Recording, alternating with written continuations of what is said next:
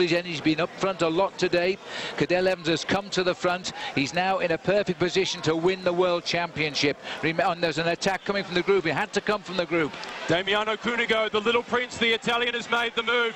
The Spaniards haven't responded. Cancellara has not moved. Philip Gilbert is too intimidated to twitch with the Spaniards breathing down his neck. And Mendrisio is continuing to play the role of the passenger. Evans is away. Let's not forget how well he rides an individual time trial. It had to come there. It's his only chance to open a gap and then hang on. Cadel Evans is racing for goal now. The man that a lot of people say never attacks, well, eat your words. Cadel Evans has gone on what might well be. He looks like a beaten man here, Fabian Cancellara, but Cadel Evans, this is his last hope, the last slope of the championship. He's caught Kolobnev, and I think Rodriguez, I think he's finished. It's up to Evans now. It's his race to lose. The Spanish have made an absolute mess of it. Rodriguez now has to start chasing, and maybe even Sanchez and Valverde before if they want to win. Let's hope that they don't. Let's hope that they have that indecision and just give Cadel Evans a moment. He knows these roads like the back of his hand. Let's not forget as well that he was a winner of a time trial stage at the Tour de France in 2007. He knows how to ride on his own. Kolobnev is trying to respond. Evans, are we allowed to support as commentators? No. So Kolobnev will cheer on in second place at the moment because he's going very, very well. But I think Cadel Evans has made a superb move here. It had to be there. He was dragged clear of the two big favourites, Cunego and Valverde. Now it's up to him as the counter-attacks are coming here. These are last throws here by the rider that looks like Kim Kirkland.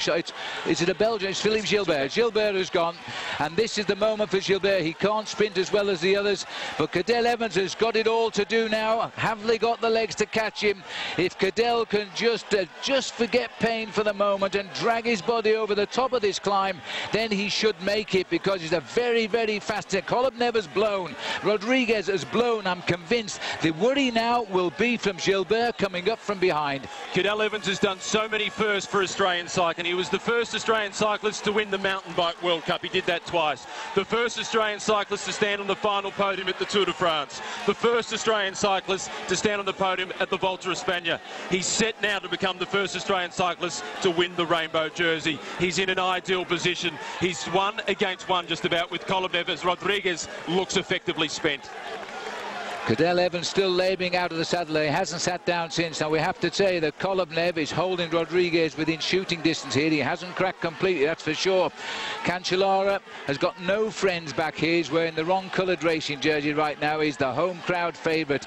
Valverde is waiting for somebody else to make the move. It's a massive crowd here watching an Australian in the lead for the first time in a World Championship, the chance of a gold medal, making a bit of history before the real history will be made next year in Australia, because the championship will be defended in Geelong.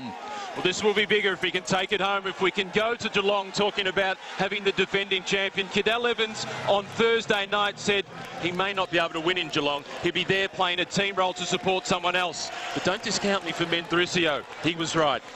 He was wise to say wise words at the special reception to announce the hosts of the World Championships in 2010 would be Geelong and Melbourne.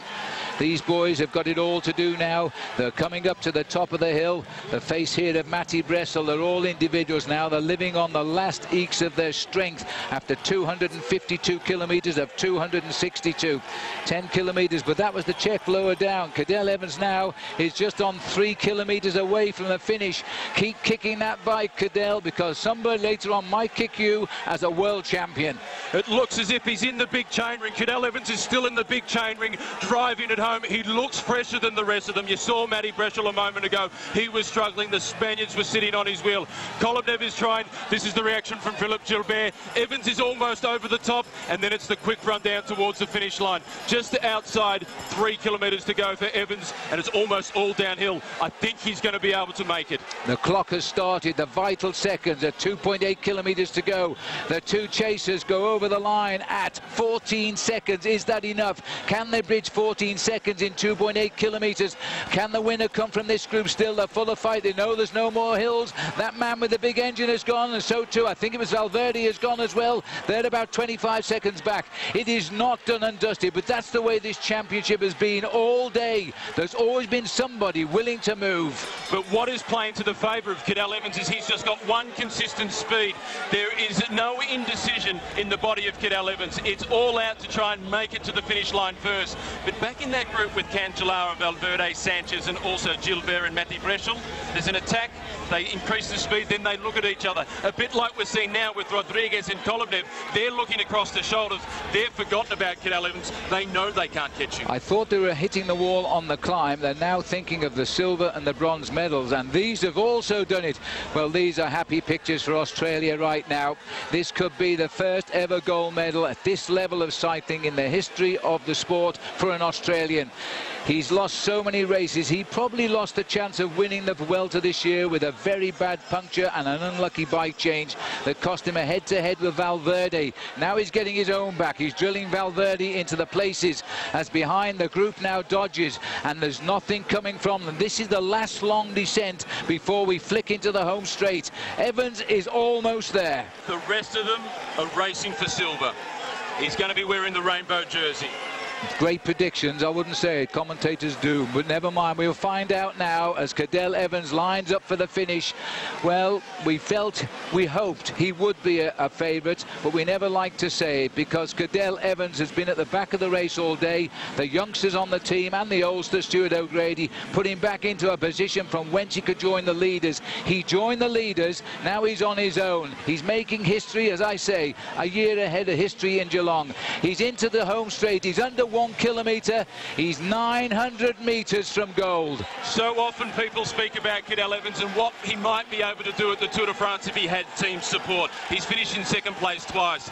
We've found out today what Cadel Evans can do with team support. O'Grady is part of this victory, Wesley Salzberger, Simon Clark, Matthew Heyman is there as well, Simon Gerrans and Michael Rogers. Matthew Lloyd is alongside them as well. They've all contributed to the victory of Australia's Cadel Evans. The last world champion came in 1950. It was Jack Houben who got it then, the late Jack Houben. That was the amateur world title. Now it is the biggest one-day road race in the world, and tomorrow morning Cadel Evans will wake up as a world champion. He's done all bar the last 500 metres. Cancellara trying desperately to salvage a medal out of this. He came onto the breakaway with half a lap to go. Now he can enjoy the occasion. The crowd salute Australia, and how fitting is that? Next year these championships go home and Cadel Evans will be in the rainbow jersey. An outstanding result for Australia, and in particular for the man from Barwon Heads in Victoria. Look at the gap he opened in the end. The battle now for second. This is the race for the silver medal. It's still Rodriguez and Kolobnev. We can see that it is Cancellara that's trying to close in. Kolobnev's been a silver medalist. It was 2 years ago in 2007. Rodriguez is still with the chance, but no, he's going to take bronzes. Kolobnev is the silver medalist. Rodriguez crosses in third, Cancellara fourth. In fact, Cancellara fifth in the end. It was a tremendous ride. Sanchez getting the fourth place there. Well, it's going to take a while for the commentators to calm down. I'm not sure about Cadel Evans. Absolutely magical day for Cadel. He's about to cry, and I do not blame him. That was a well-taken race, and he won it well on his own. Kissing his wedding ring as he was waiting to be interviewed. I think it's going to be an emotional night for the Australian squad. They're excited about Jack Bobridge with his win in the individual time trial.